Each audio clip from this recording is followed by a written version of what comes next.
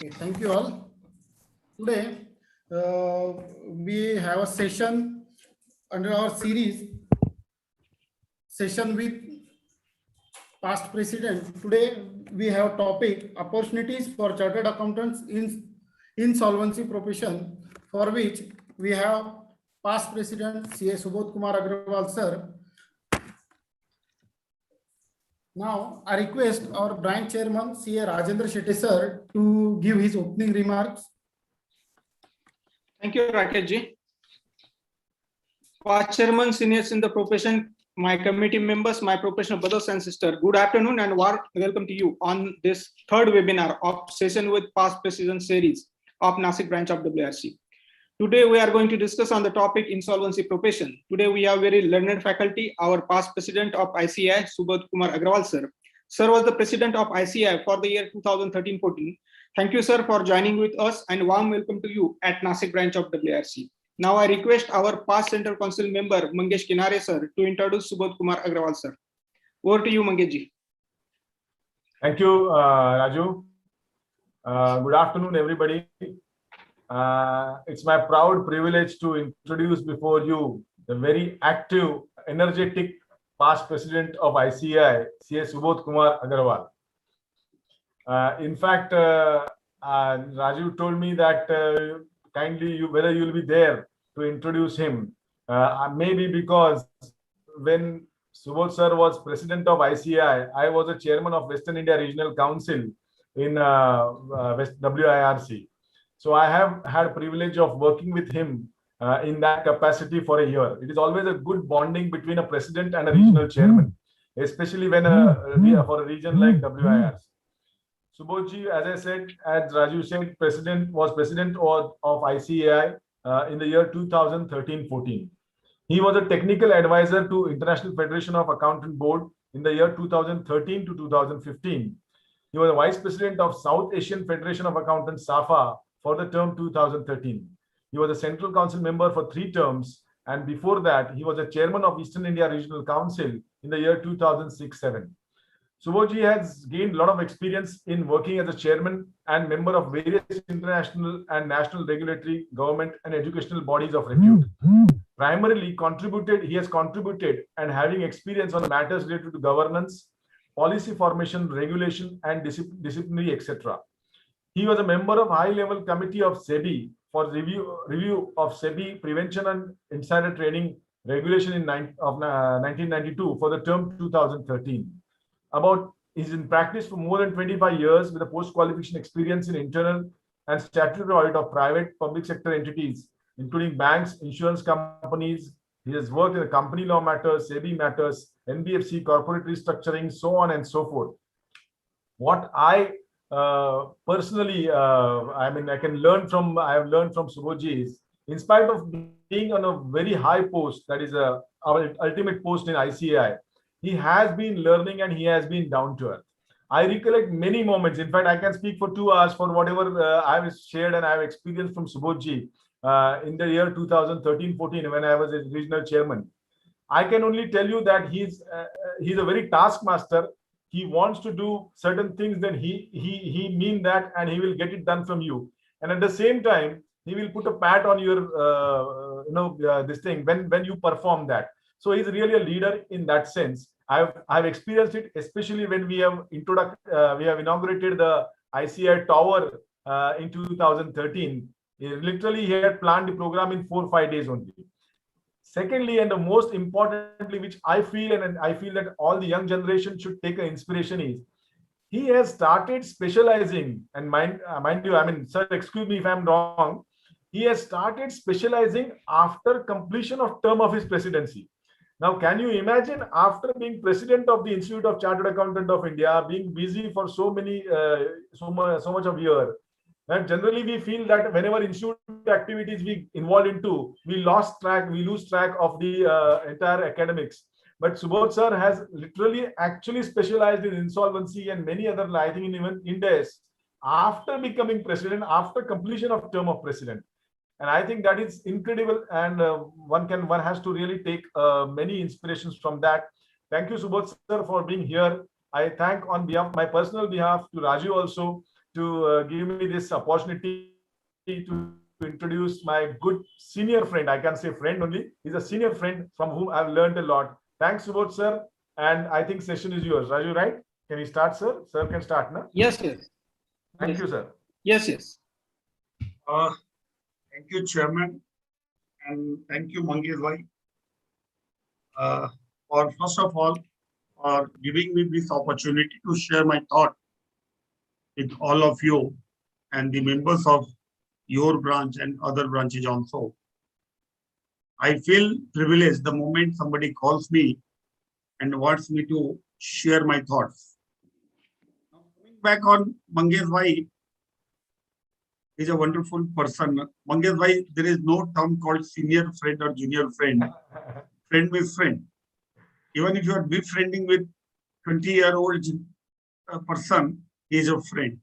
And that is the reason that the friendship has got different meaning.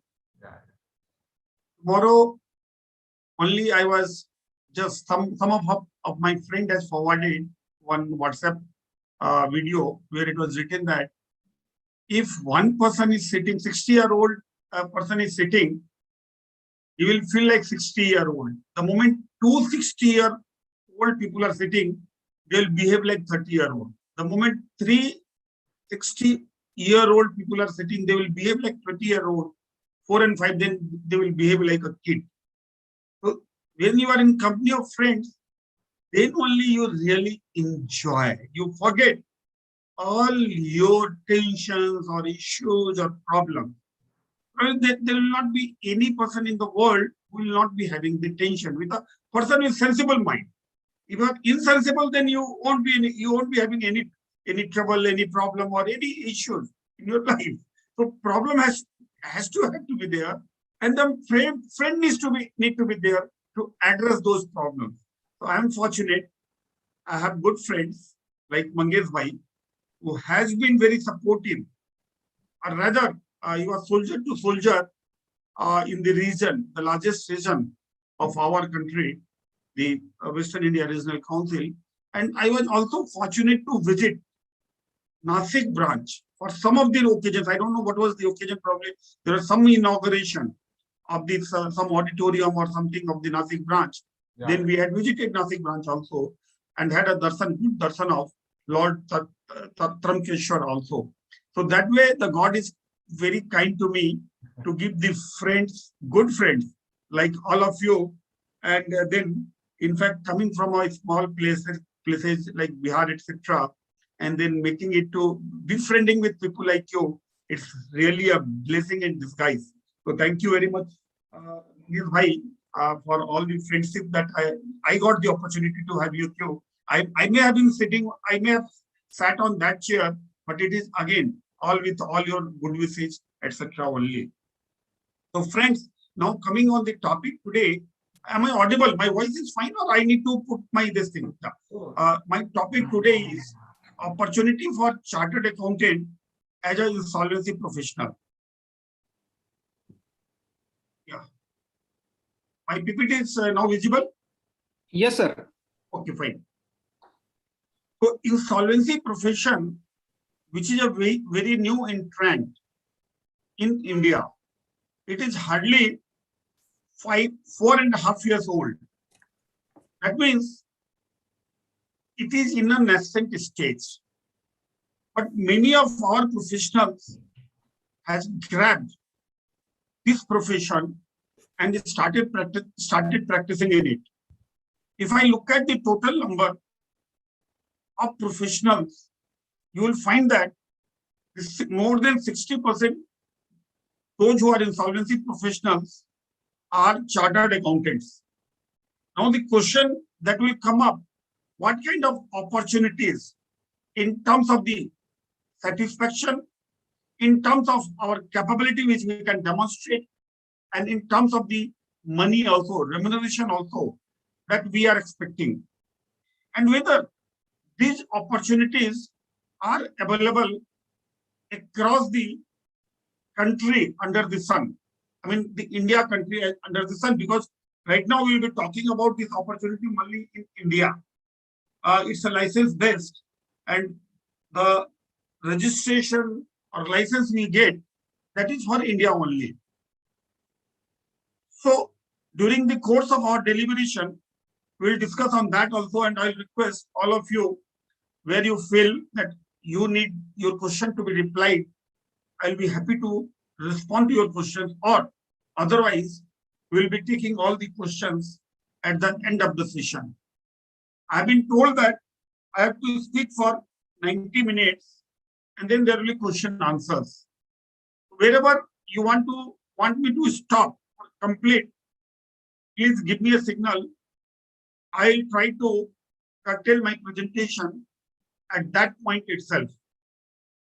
My presentation has been divided. First, what I am doing, you can't come straight to the opportunity.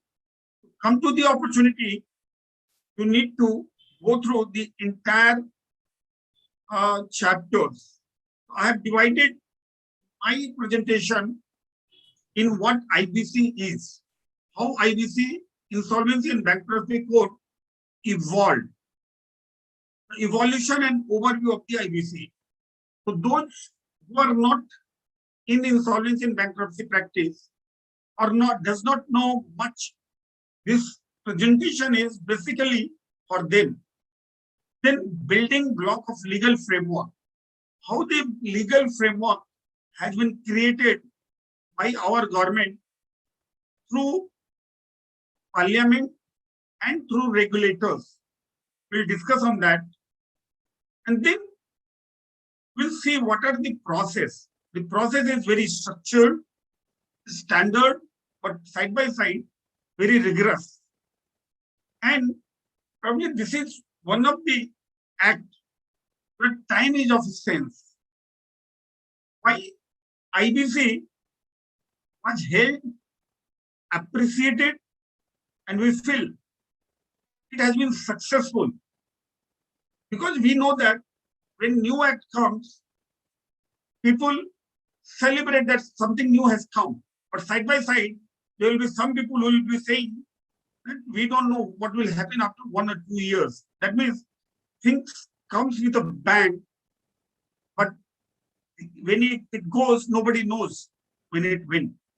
But in 4.5 years, IBC has gone from step to step and has touched newer heights, which you can appreciate from the kind of amendment that has been in the IBC, in the Act, IBC Code Act more than 7 times in 4.5 years.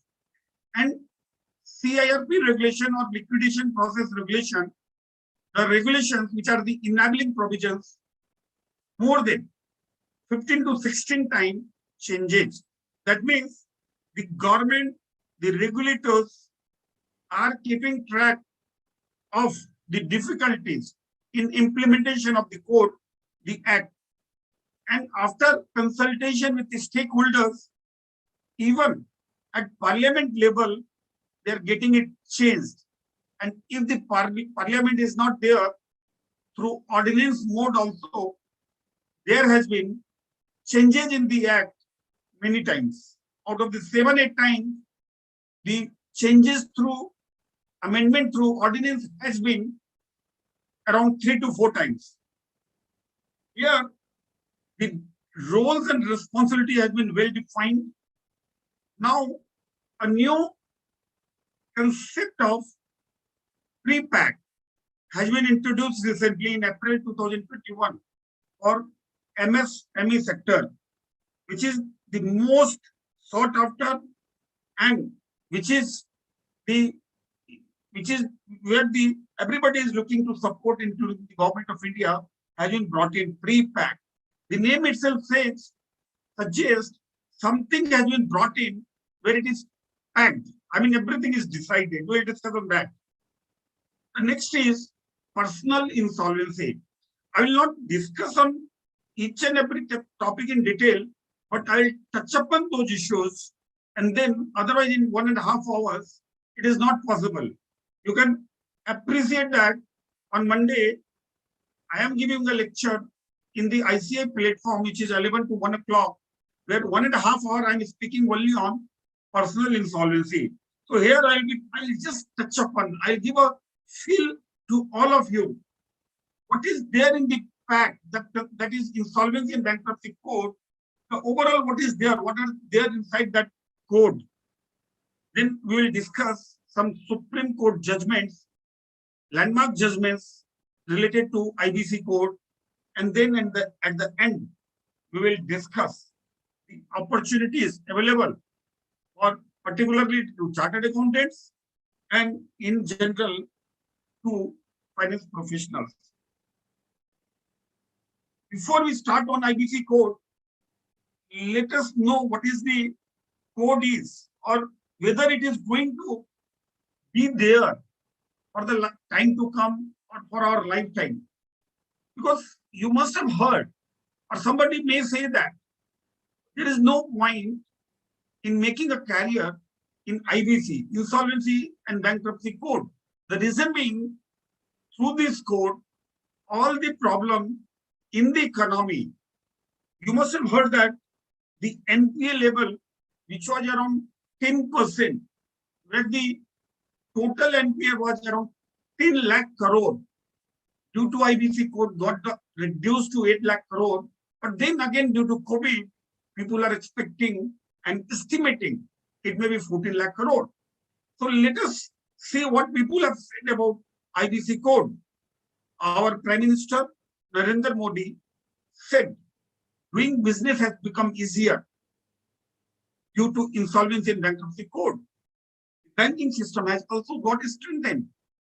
Friends, what was the lacking in doing ease of doing business in India? The major hurdle in ease of doing business in India was there was exit point, but there was no exit. There was an entry point, but there was no exit route in our country. If you want to wrap up your company, it would take maybe a decade or 2 decades, and you may not be able to wrap up. We know the foreign investor, they come at no point, and when they want to exit, they want to exit immediately. When in that process, they found that in some of the cases, they were stuck and could not go out, then that become a deterrent. And you must have heard, seen the record that ease of doing business, when we started IBC code, India was at 130 position out of 180 position. After 2 years, India came at 60th position in ease of doing business. What has been the biggest benefit or advantage of IBC code in India? I feel, I as auditor, I as a chartered accountant, the fiscal discipline that has been demonstrated in the borrowers, in the businessmen, in the traders, in the industries. I know before IBC came, when we used to go to audit or when we used to do the audit, you are not sure.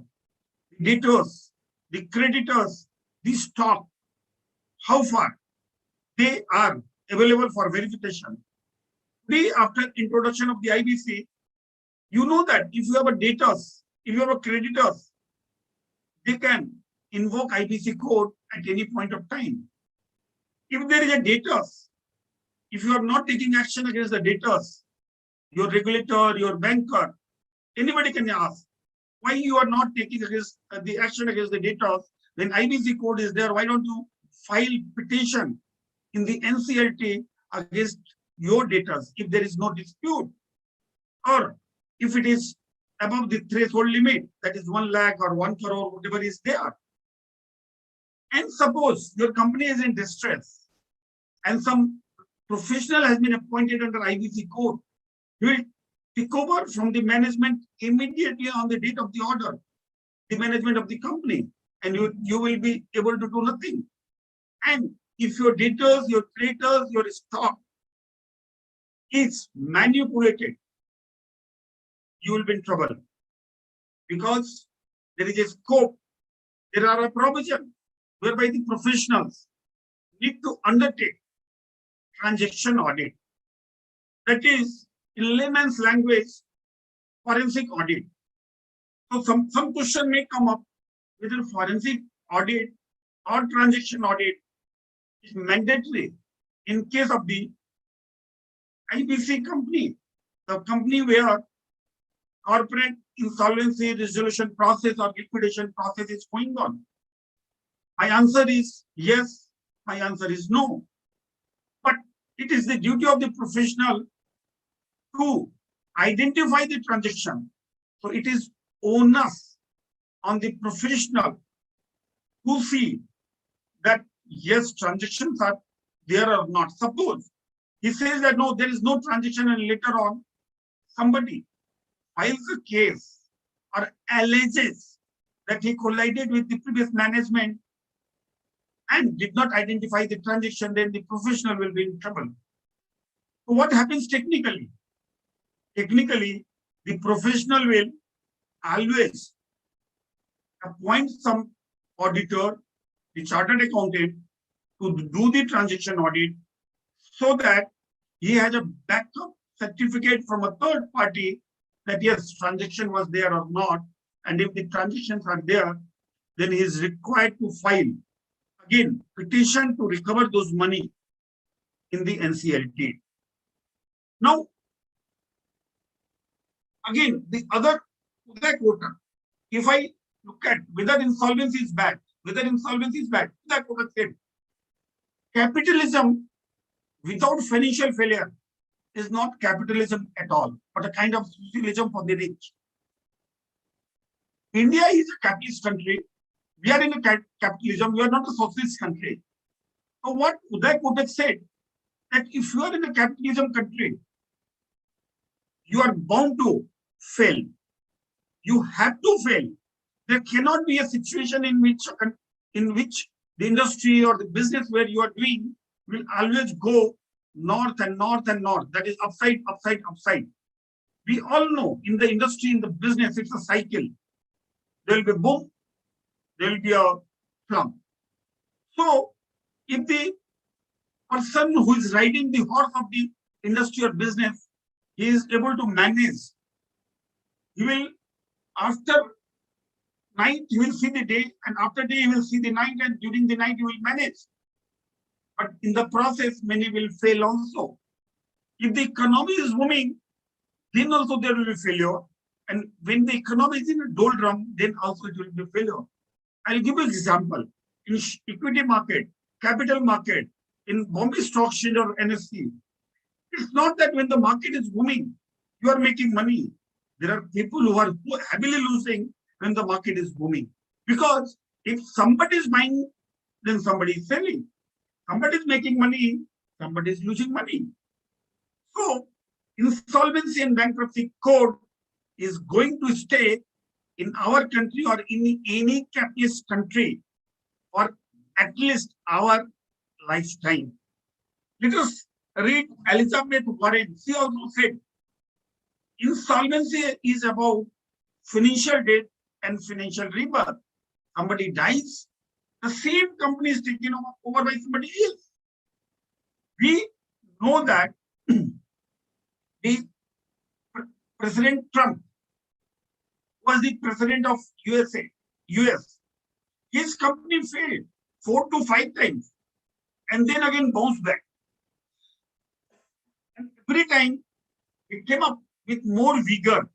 And today, he not only became the president of US, but his companies are doing extremely well.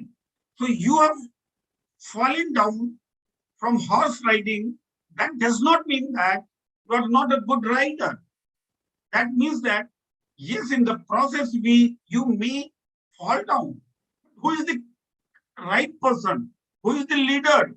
The person who does not stay when after fall down, who again bounces back and again rides on the horse. तो अच्छा आदमी वो होता है जो घोड़े से गिरने के बाद में वापस कोशिश करके घोड़े पे सवार करता है. I always appreciate the person who take risk. The person who take risk, he will only fail. From today, let us take a vow that the person who has failed in his business, not to look at from that angle, but let us appreciate with that he took the risk. The only thing we need to see whether he has siphoned the money, whether there was a malfeasance, or whether there is a fraud. And that is the reason we do the forensic audit, we do the transaction audit.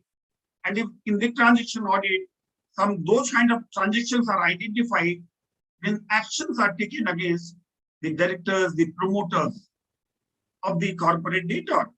And if the transactions are not there, what was the objective of bringing this code?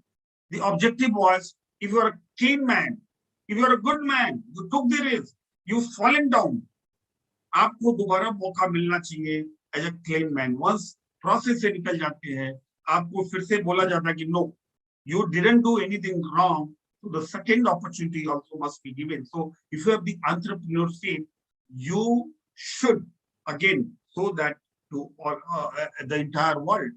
The Supreme Court, in case of Manish Kumar versus Union of India, said the code was an imperative need to catch up with the rest of the world. We always used to talk about the Western country. Today, Western country is talking about us. One of the reasons is IBC code as well.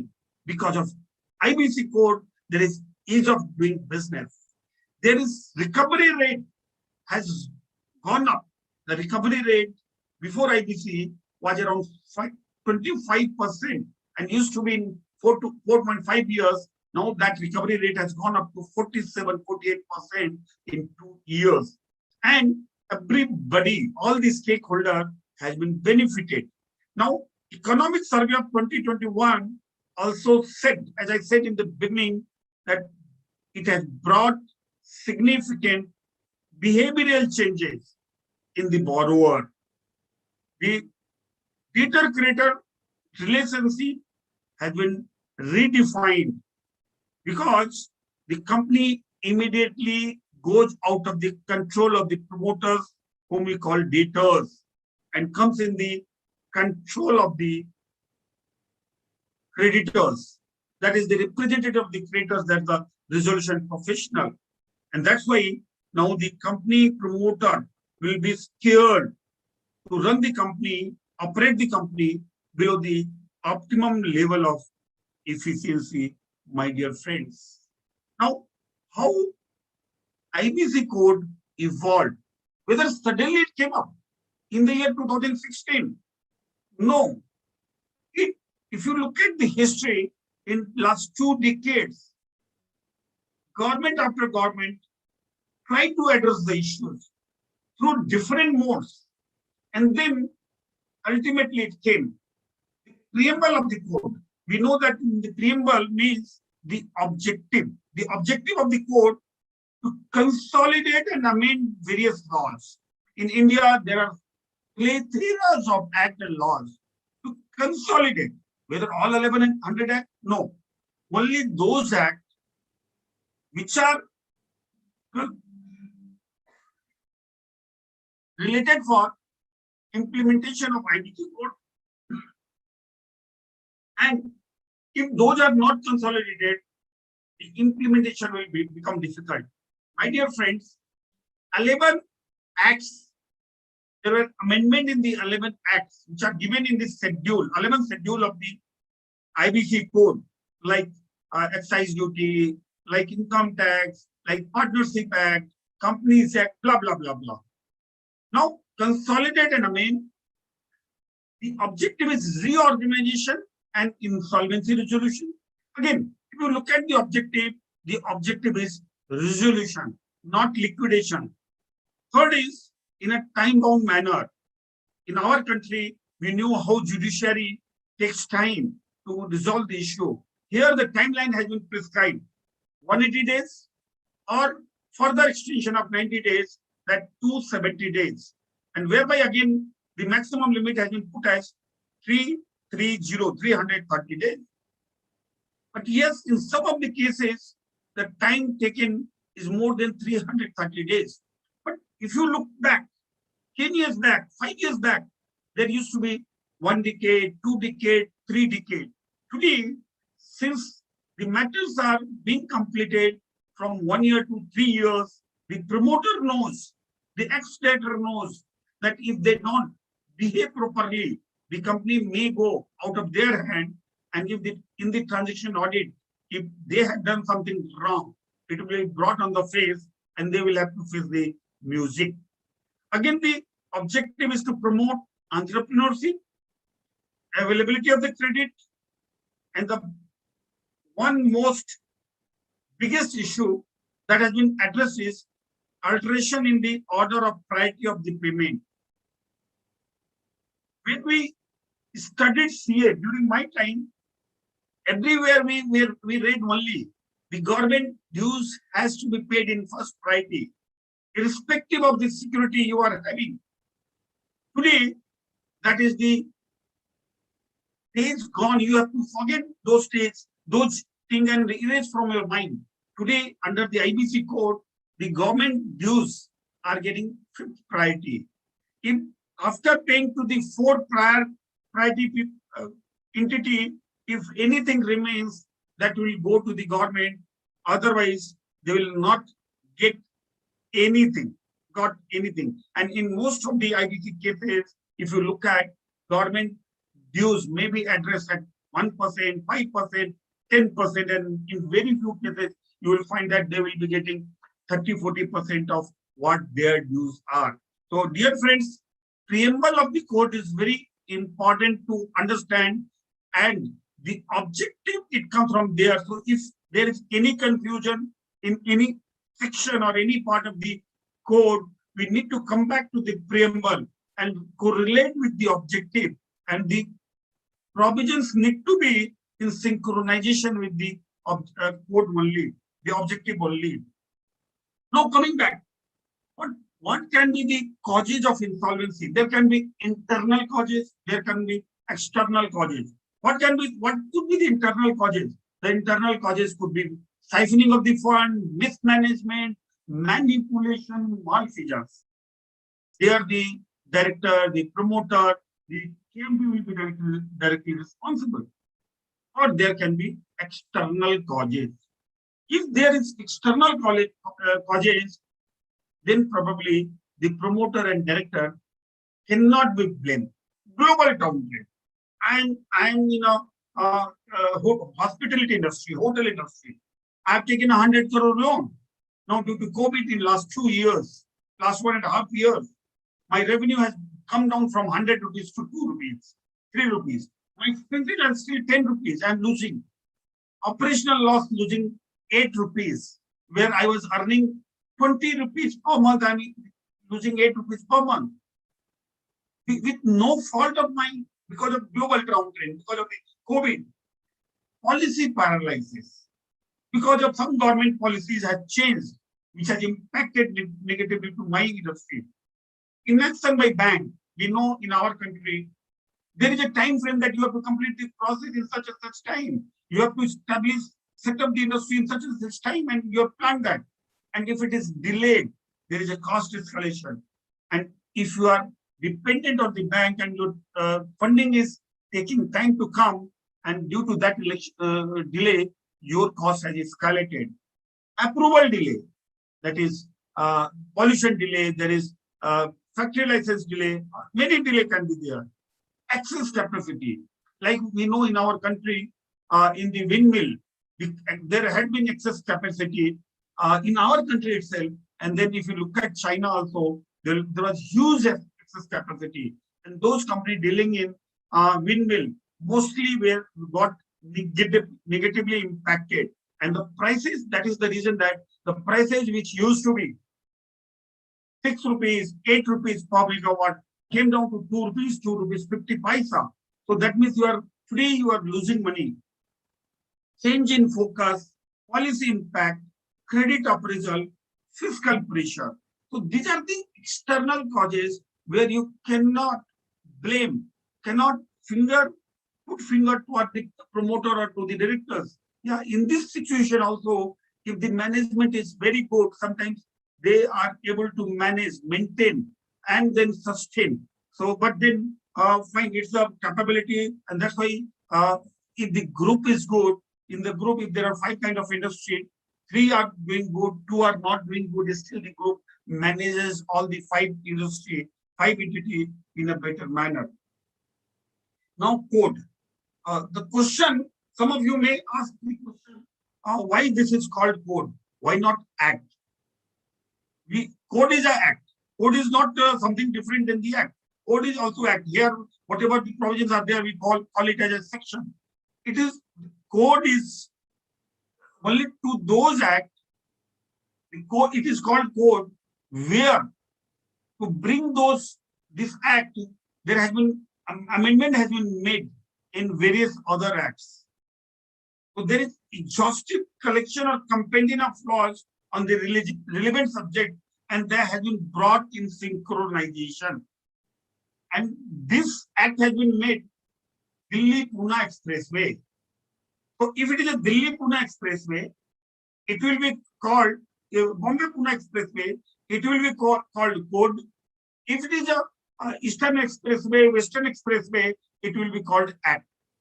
That means in the code, if you go on implementation, there will be no hurdle. You can travel at 100 kilometers per speed. You can reach to the destination in the given time frame. The 200 kilometers, if you tell your friend that I'll be reaching in 2 hours, you can reach there. But if you are traveling in Mumbai, 200 kilometers, you cannot reach even in 5 hours. So if it is a night time, you can reach at say 3 hours. But if it is a daytime, it may take you 6 or 7 or 8 hours also. So that is the difference between code and the act. This is insolvency and bankruptcy is a code.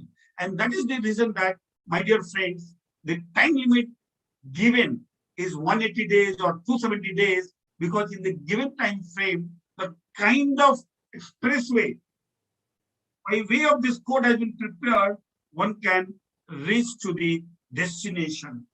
The code, now there was a Tiwari committee, Narsimham committee, then came the BLRC report in 2015, and then in December 2016, it was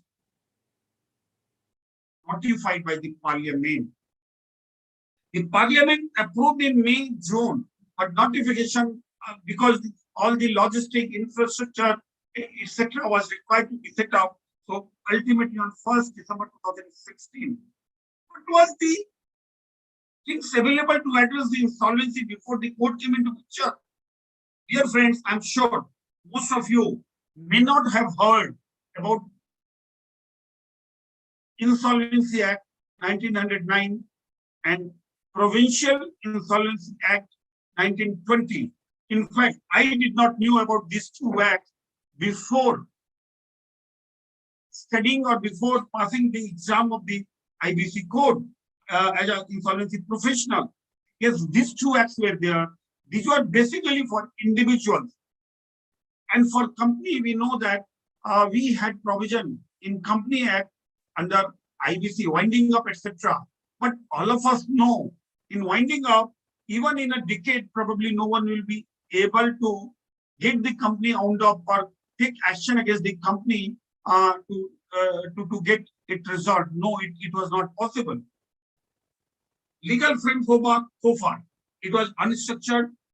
No time limit was there. There was no professional enablers, and there are multiple overlapping laws. Why the old system does not work? Because there are multiple overlapping forums. Now, coverage of the market participant, only specified set of data against you could have gone. You know, SURFACE, you know, RDDBFI Act, where only certain set of bankers or financial institutions could have taken action. Now, when SURFACE was introduced, it came with full bang that the entire financial market, finance, the loan market will improve because it is a very, very hard act. But again, it did not perform the way it was expected. And in SURFACE also, it started taking years, and somewhere it was 5 years or 10 years and decades also. And that is the reason it was required some very effective act to be introduced. Now, if I talk briefly about the code, it's a time bound, it preserves the asset, it covers all the creditors. Creditors means the person who wants to take action to get its amount resolved, not just bank. The structure is standard, structured, and professional entities are involved in the entire ecosystem. Against whom you can take action? Company, guarantors, whether guarantors are individual or corporate, limited liability partnership, partnership, proprietorship, individual.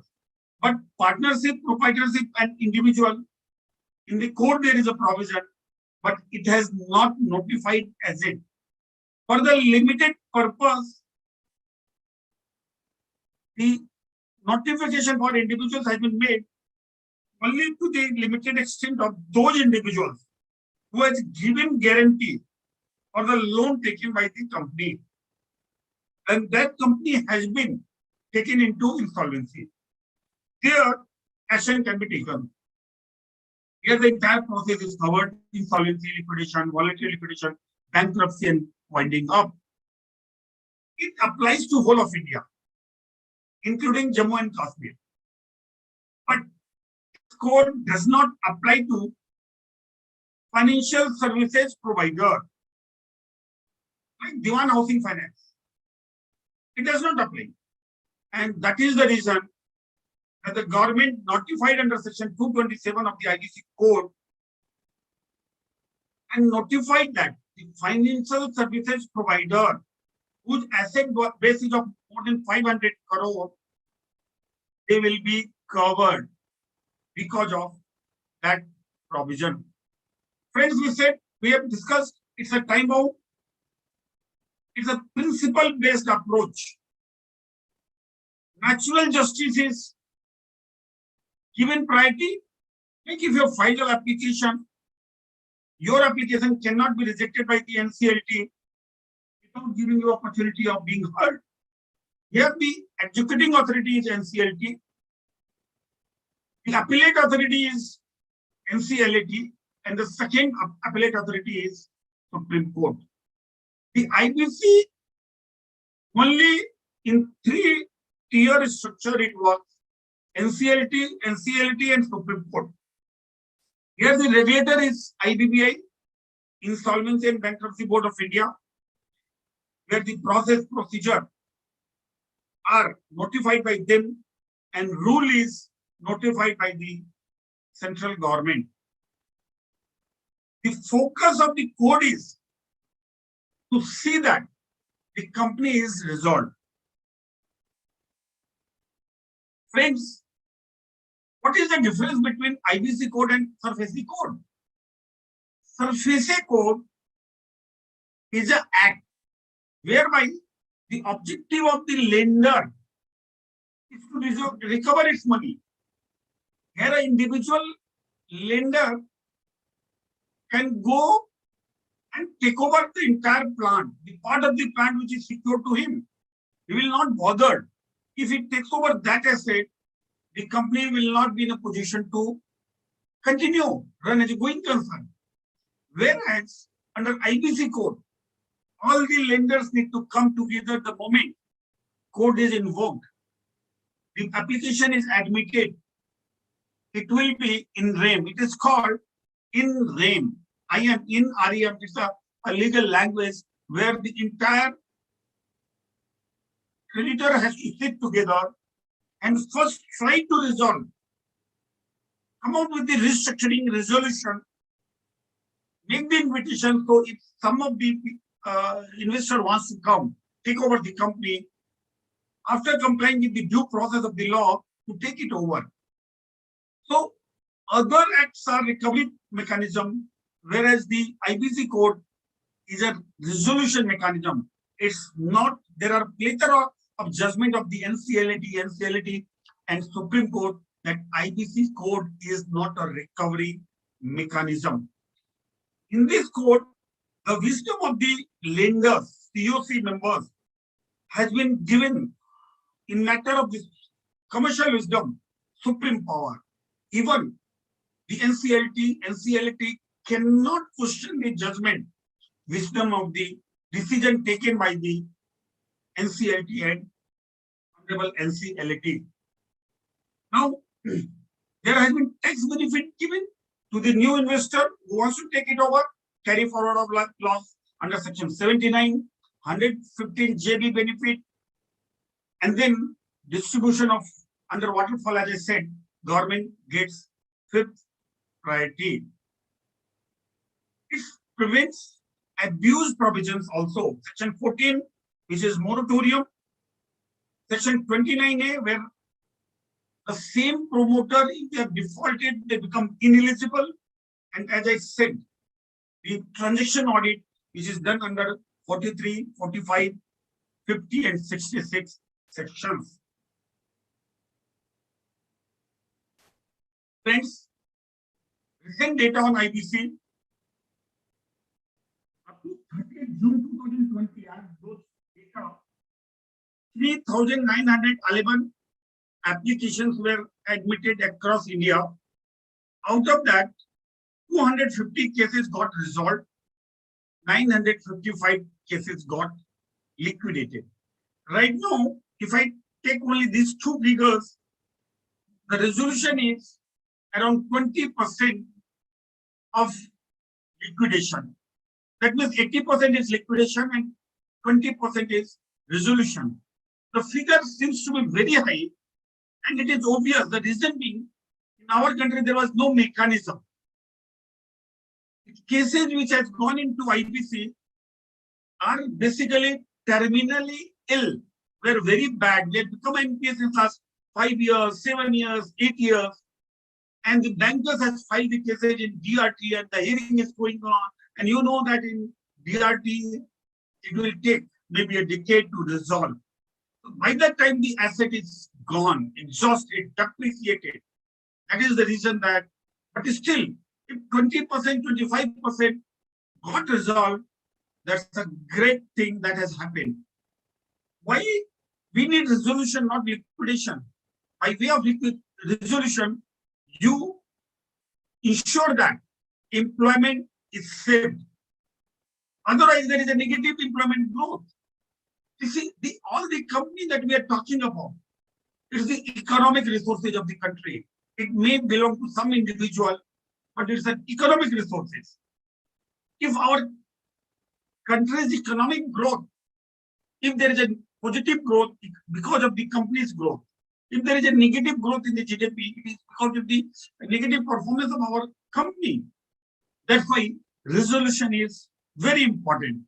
Now, the latest data on total insolvency professionals in India is, as on 31st March was 3,504. Out of that, 2,177, almost around 60% are registered with Chartered Accountant Institute, 1,020 with Costing Institute, 300 around with Cost Accountant Institute. Friends, out of the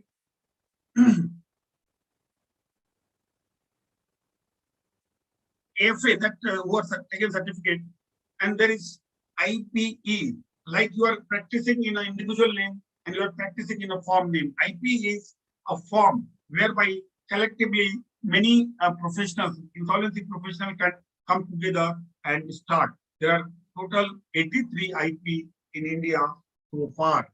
If you look at from the region wise, North region has got 39% of the total IP, Western region 27%, Southern region 24%, Eastern region 10% of the total IP.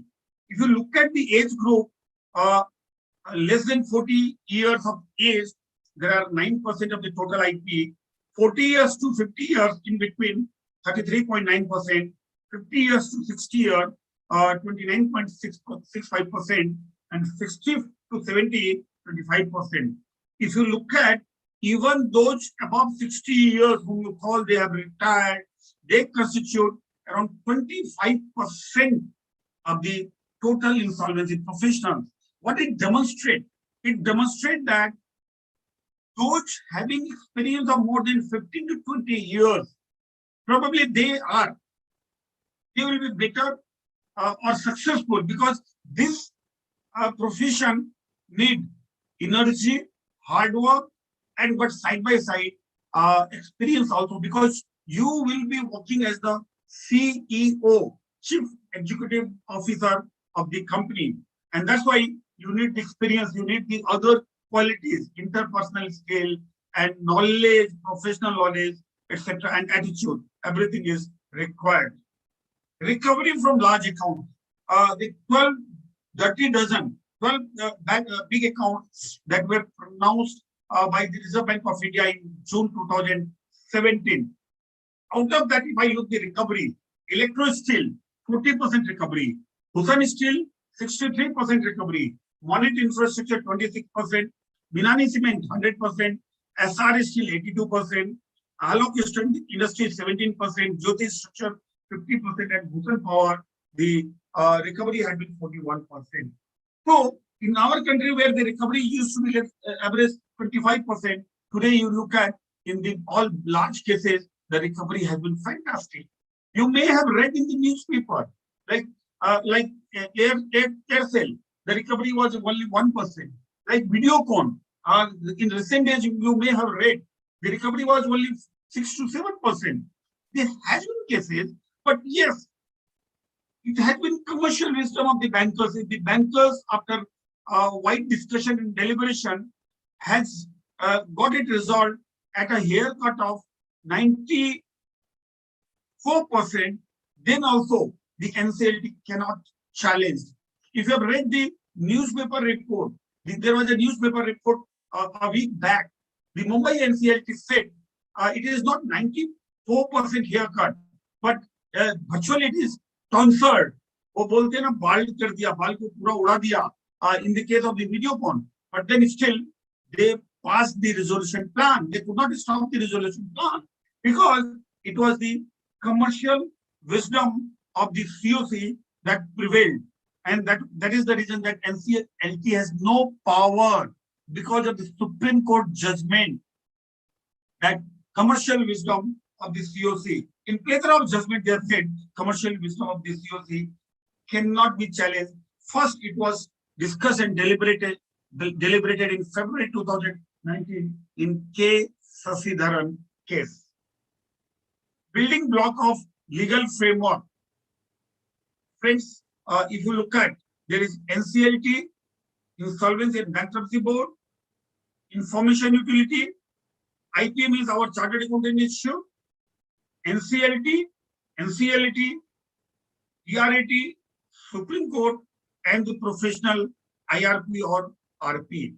Now there are other characters, operational creditor, financial creditor, other kind of creditors, and then the committee of creditors, which belongs generally the financial creditor, the bankers, and the insolvent. Now, harmonious construction of the statute, if we read that, approval by regulator and authorities. So ultimately the plan is approved by NCLT. And once that plan is approved, if there is any government approval is required, the time frame is given that it has to be obtained from within 1 year. But if it is not obtained within 1 year, then company may go into liquidation automatically. Insolvency and Bankruptcy Court has been given superpower. It is called non-obstante clause. It has got section 238. Section 238 overrides many other acts. When two acts is parallelly goes and there is conflict between two acts, the IBC code will prevail upon the other act. So there has been many cases that if time permitting, I will share with you. And then Limitation Act is applicable. Section 238 has been inserted to say that Limitation Act is applicable. Income Tax Act, it has been modified to give various benefit to the company which is taken over by the resolution applicant, new investor. So they has been given by modifying the act, modifying the section 79, section 115 JB, etc. Certain benefit has been given, exemption or incentive has been given. Rigorous and structured procedure. Instead of going into detail what the act is, this is the timeline that I have demonstrated. See, 0 date, and to complete it is required to be 180 days or maximum 270 days. Everything is very airtight. Everything has to be completed within the given time frame. Otherwise, if you are not able to complete, the resolution professional is not able to complete the entire process within given time frame, the company will be forced to go into liquidation. Either survive or die. There is no second option. Either survive or die. Likewise, if the company is not able to resolve, there will be automatic liquidation. Now the liquidation process also, it has to be completed in 1 year. Again, there is a airtight compartment. The professional, which is named as liquidator, he has to complete the entire process within the given time frame. And if there is any delay of even single day, the regulator, Insolvency and Bankruptcy Board of India will send the love letter. And their love letter comes so fast, and they will ask that give the response in 4 hours, give the response in 6 hours, and if you don't give, their officer will start calling you. So that's why the professionals are always on their toe, my dear friends. Now, the waterfall mechanism. What is waterfall mechanism? Priority of payment. As I said, the government, even the government dues will go on 5th position, 5th priority. So what is waterfall?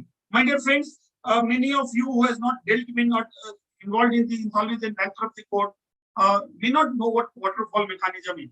Waterfall means if any water is coming, it will be first given to entire water to the first priority. If the first priority holder, after exhausting the first priority holder, something remains, it will go to second priority holder. If it remains thereafter, it will go to third priority holder. That means it needs to be fully satisfied to the upper priority, and after satisfying 100%, if anything remains, it will go to other priority holders. Otherwise, it will not be available. Time-bound procedure. As I said, it's a very time-bound procedure. For every action, the time has been prescribed.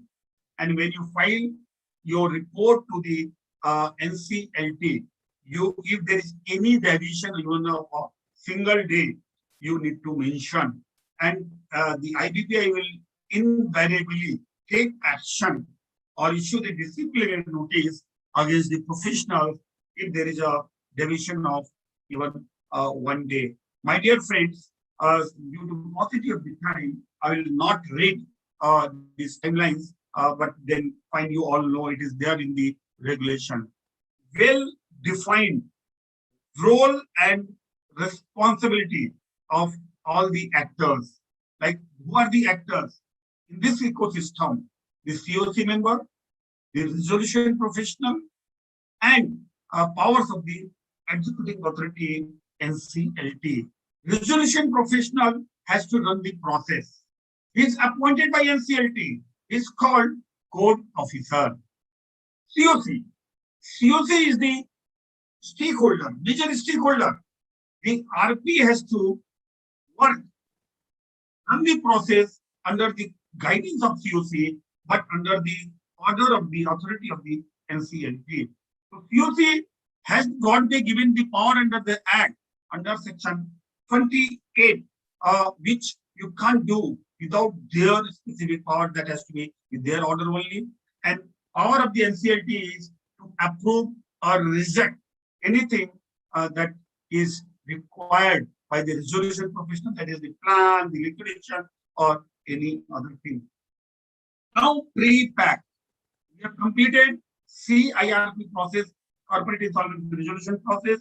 We have completed a liquidation process. We did not discuss voluntary liquidation process. Again, very quickly, voluntary liquidation process under section 59 of IBC code is whereby the company can be voluntarily liquidated without having any default.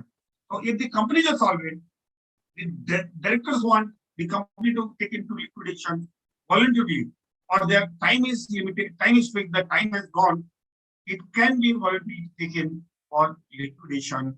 And the process is very simple. Now, whatever provisions was there in the Companies Act has been removed and brought in at the Insolvency and Bankruptcy Code. Pre-pack. Basically, in IBC code, the threshold limit has been increased to 1 crore. If your outstanding is more than below 1 crore, you cannot invoke IBC code. What to do? For the MSME, they want to take action against their debtors. And they are the creditors that they want to take action against the debtors. They have supplied the goods, they have given the money. Then, under the pre-pack, money, and they in the pre-pack, they are in distress. The corporate debtor is in distress. The company is in distress.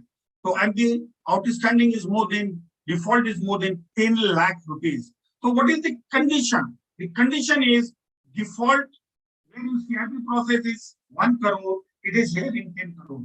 In CRP process, any kind of corporate can go. In pre-pack, you need to have a MSME, micro, small and medium sector enterprises registration under section 3 of the MSME Act. So that is mandatory.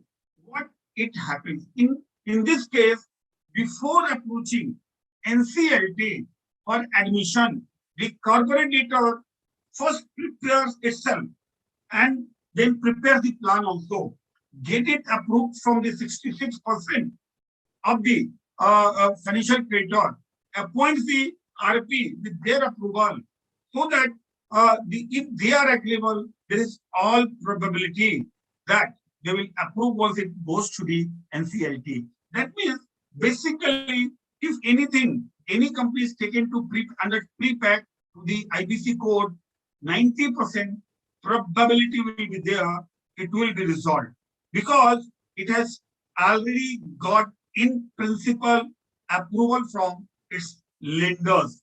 Number 2, the time frame given here is only 120 days. In case of CRP, 180 days plus 90 days extension. It may be 270 days, but under pre-pack, only 120, no further extension, nothing. Let us see. It's a quicker, it's a cost-effective, it's a less invasive. It is to resolve financial stress. It's a semi-formal, because most of the part is informally done before it is being taken to NCLT, and it's a sort of out-of-court resolution.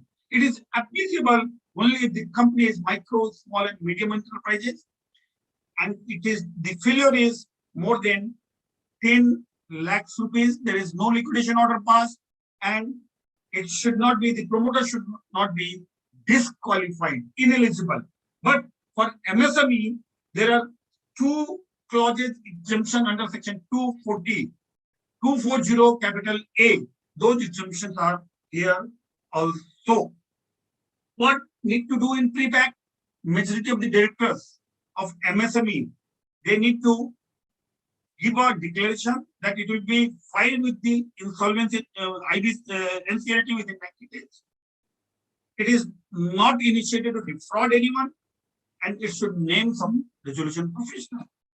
It need to be approved by the company's 75% of the shareholder. That is the special resolution. The resolution plan need to be presented to the lender before it goes to the NCLT,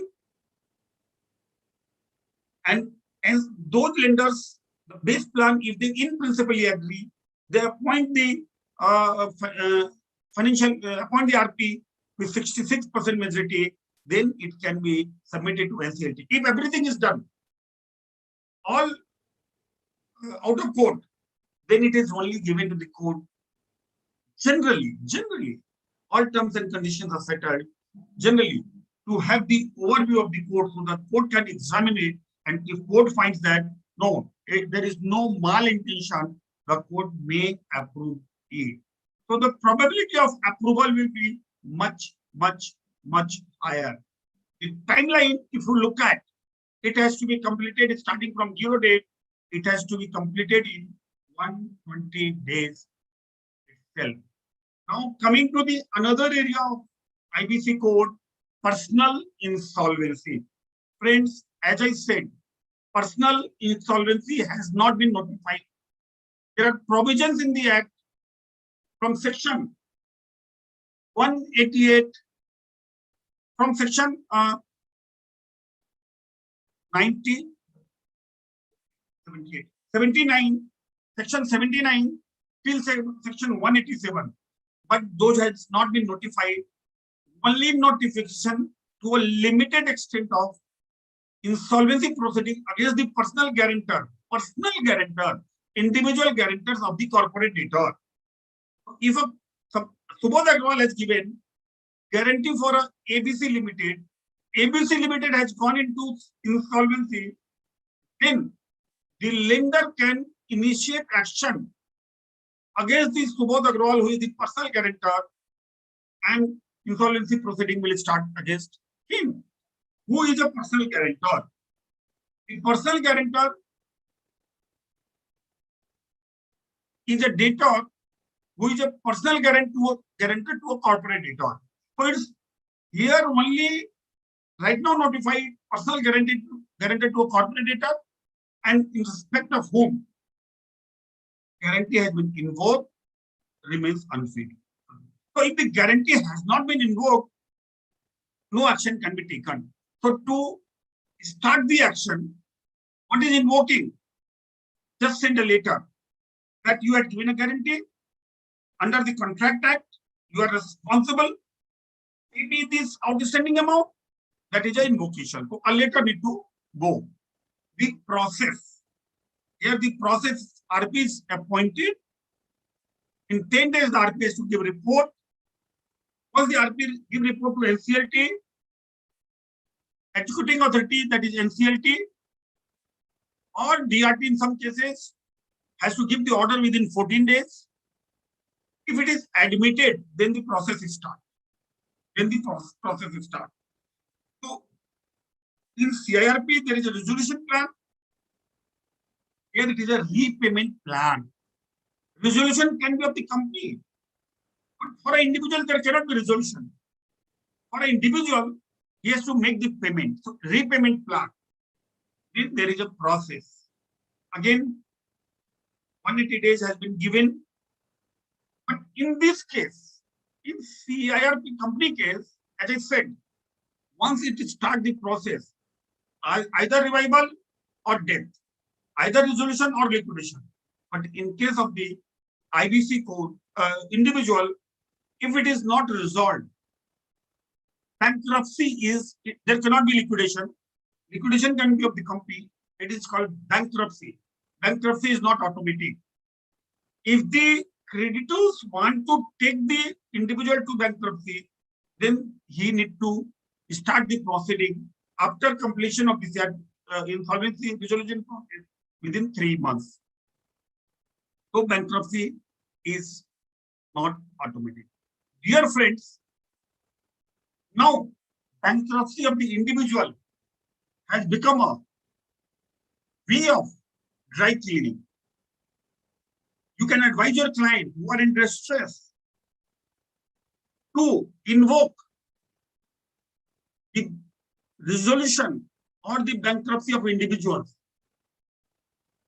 The moment one who is in distress was given guarantee, once it is done, he is dry cleaned. All his liability is gone. Nobody can ask him and say that, no, you pay this amount.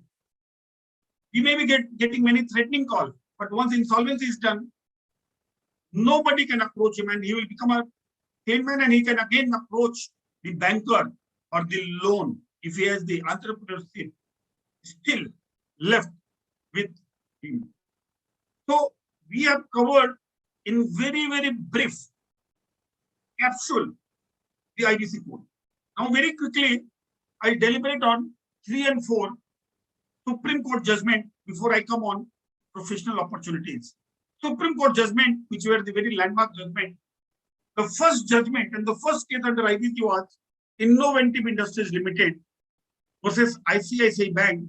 This was the first insolvency case which admitted on 17 January 2017. Supreme Court said that IBC is an exhaustive code on the matter of insolvency, and it's a complete code, complete in itself.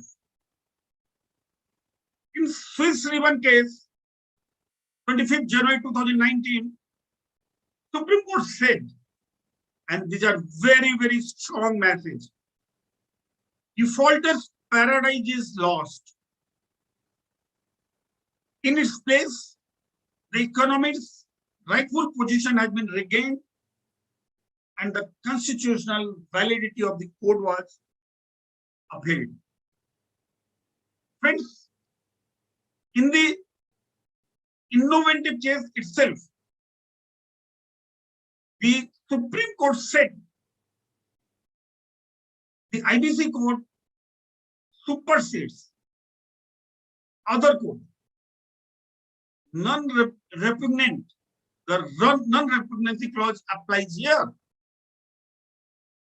It cited Article 254 of the Constitution of India, whereby it said, where if there is repugnancy, if there is a collision between two acts, IBC code will prevail because of section 238 in the IBC code. I will not go into detail, but it says that Article 254, if you look at, then IBC code will, because of the section 238 of the IBC code, it will prevail. And it said that even though Maharashtra Relief Undertaking Act was applicable in case of the innovative, since the IBC code has been applied, the companies under CIRP, Maharashtra Relief Undertaking Act will not be applicable, and IBC code will supersede Maharashtra Relief Undertaking a Special Provision Act. In case of the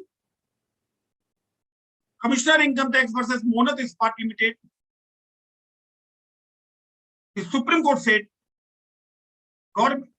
Income Tax Department being Government of India, in the Waterfall mechanism, they being on the 5th position, 5th priority, IBC code will prevail over the Income Tax Act, and the government will be sitting on the 5th position only.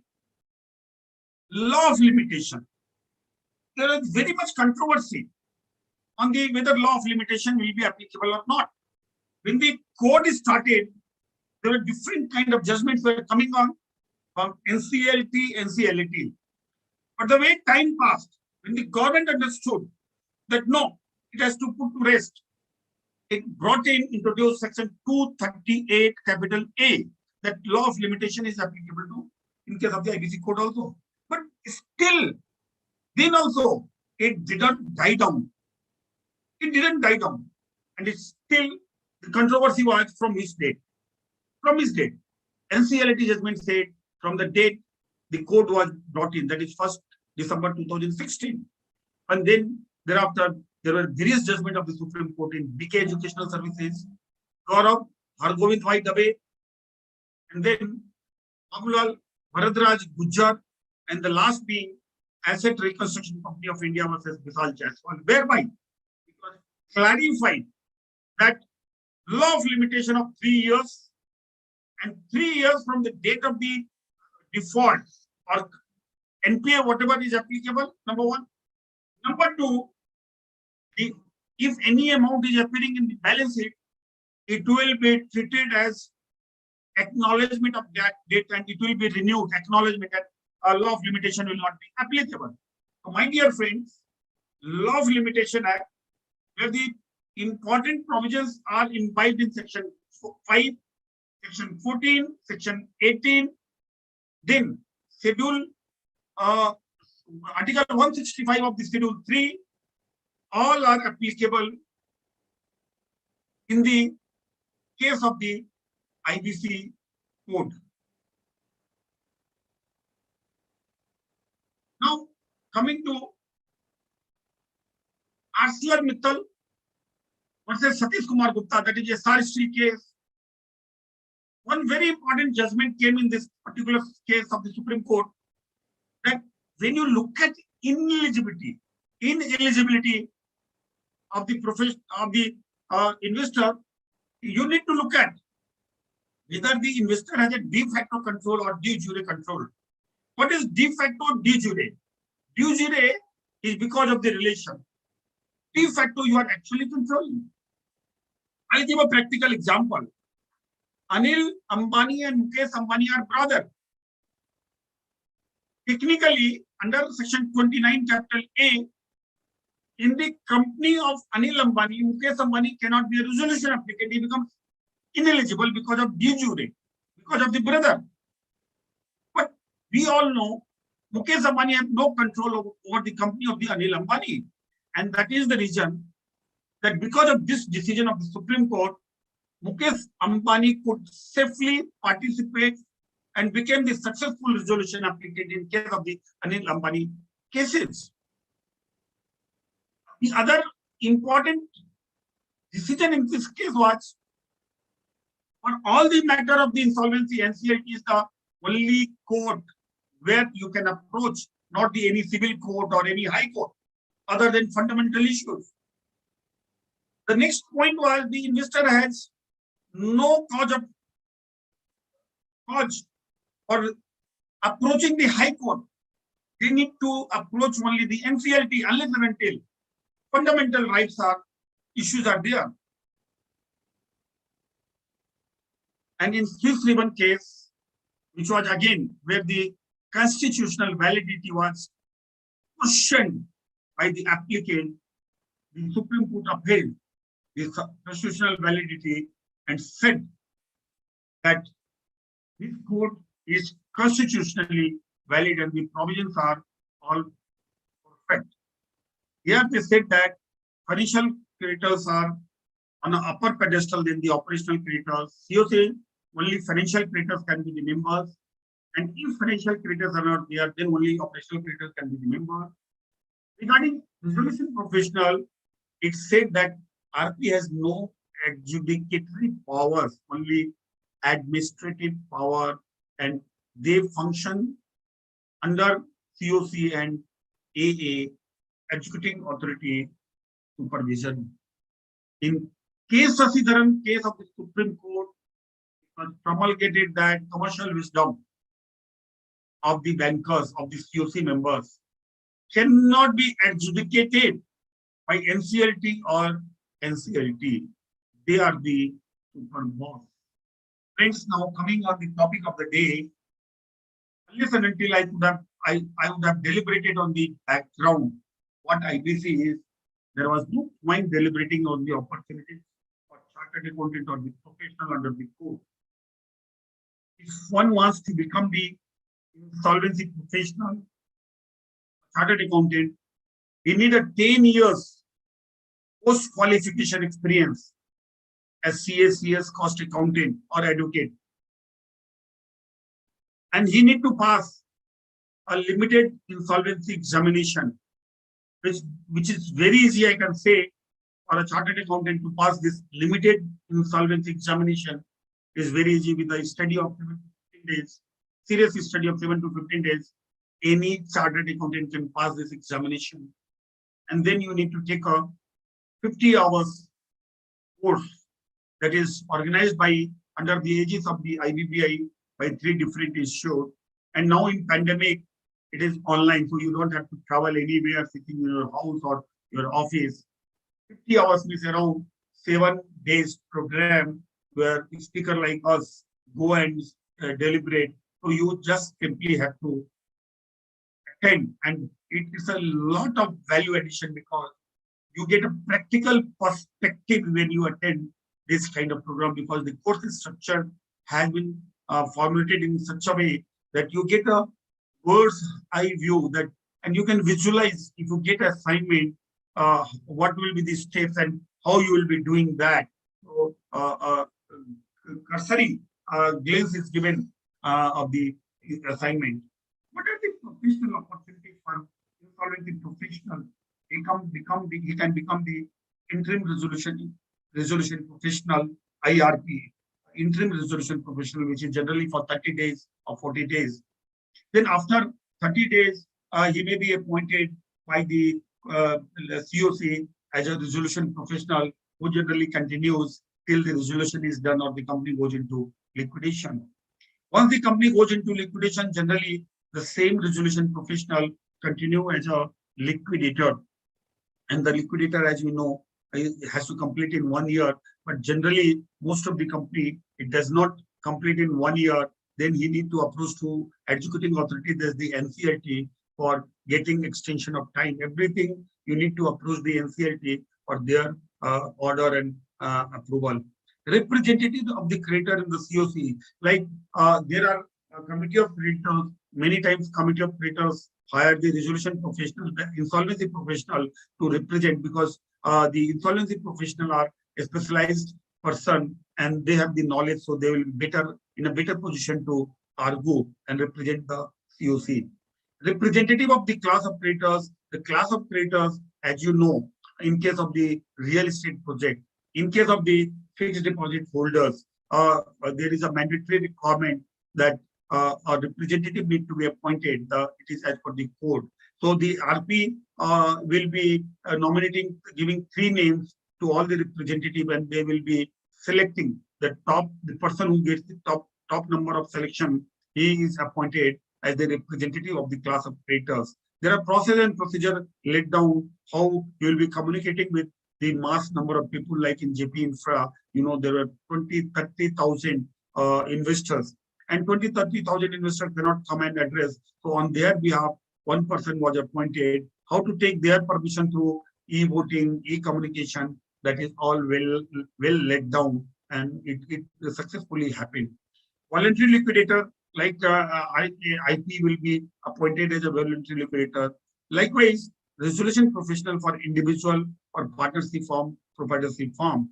Bankruptcy trustee, that is, if the individuals, in case of the company, it is a liquidation, but in case of the insolvency professional individual, it's a bankruptcy trustee.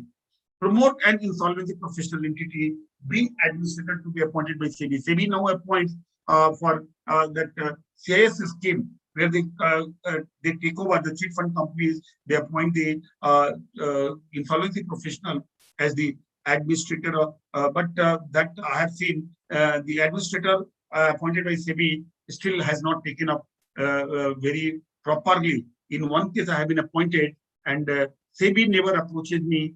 SEBI, there is no nothing whereby I can communicate with them. So anyway, but something has come up.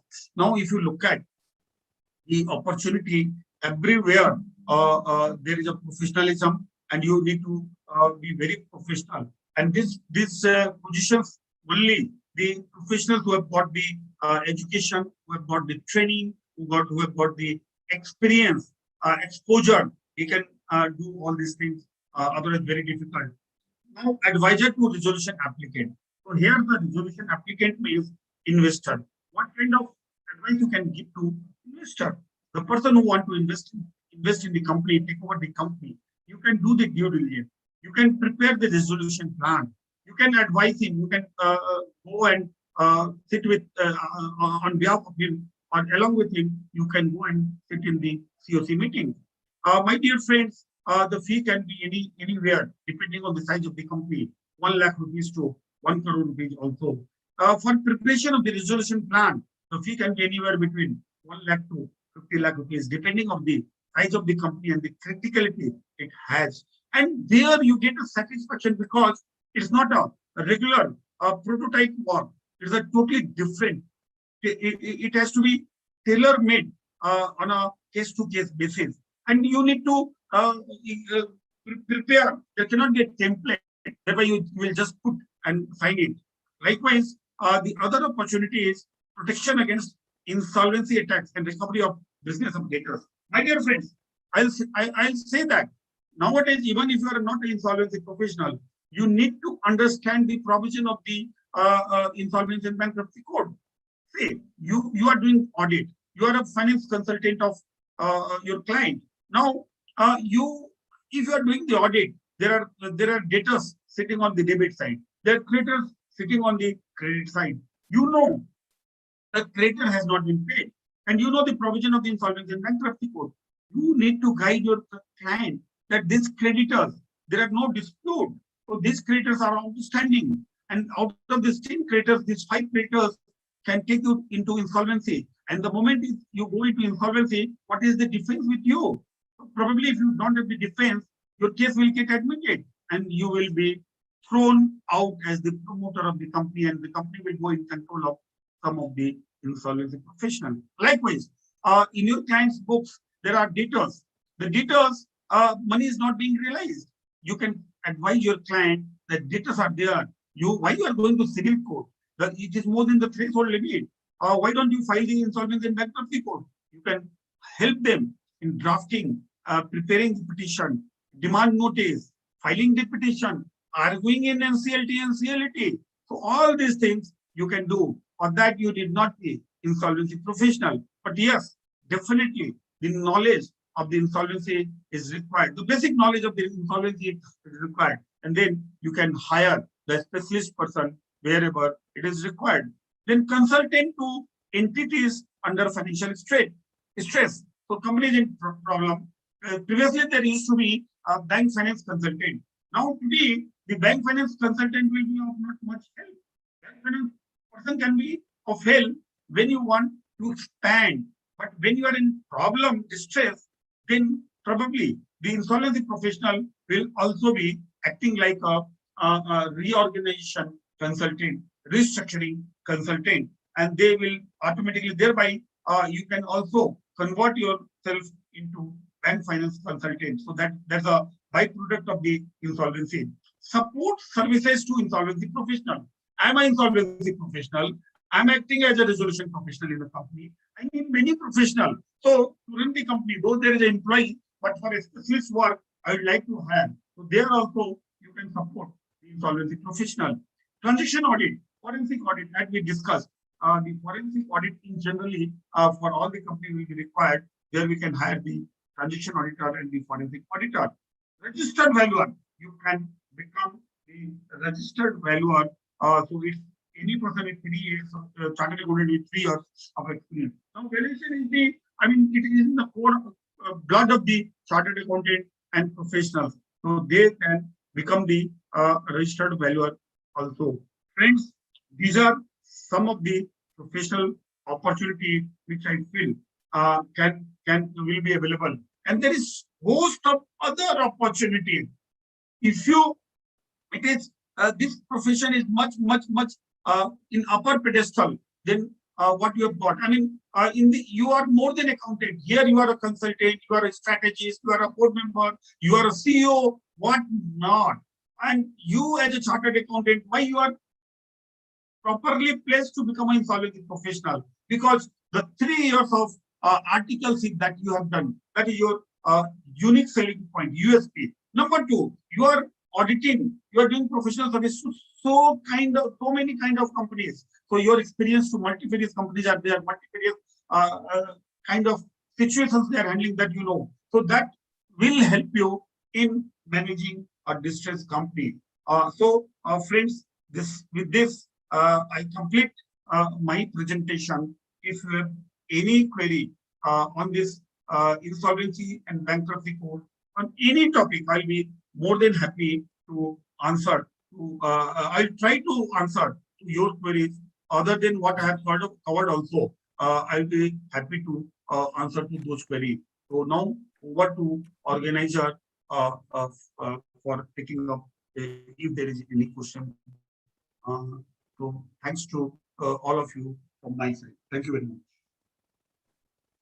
Members, if anybody is having any query, you can ask yourself by unmuting yourself, or can put it in a chat box. I will read it for sir. So if anybody have any query, please put it in a chat box, or you can ask directly by unmuting yourself.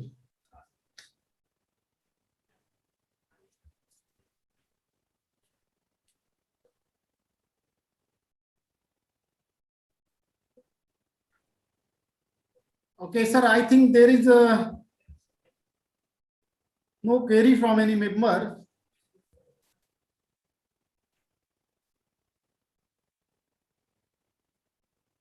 Yeah, Rakesh ji, Yes, if sir. later on also, if you get any query, suppose you can forward it to me, email to me, or WhatsApp to me. I'll be more than happy to respond to that. Yes, Them. sure, I mean, sir, not sure, now, sir. since right now there is no query, but later on We also, will if you get collect it, those please queries forward it to me. and forward to you by mail or WhatsApp.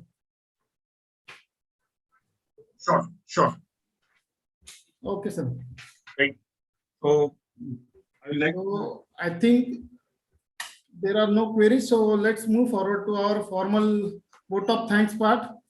I, CA Rakesh Pardeshi, on behalf of Nasik branch, thanks very much Subodh Kumar Agrawal sir, our past president, for guiding us in a lucid manner to us on a given topic.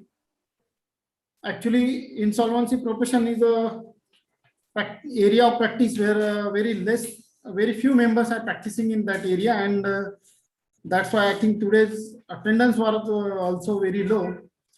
Extremely sorry for that, sir, because there are very few people though who practice in that area. On behalf of Nasik branch, I thank you, sir, for guiding us on a given topic. Thank you very much. I also thank all the participants who have spared their time and given their contribution. Thank you. Thank you very much. Thank you all. With this, I declare that session is over. Thanks, If everybody. anybody is having any query, Thank you, sir. you can mail it to branch. We will forward it to sir and get your queries answered. Thank you. Thank you. Bye, everybody. Thank you, sir. Bye.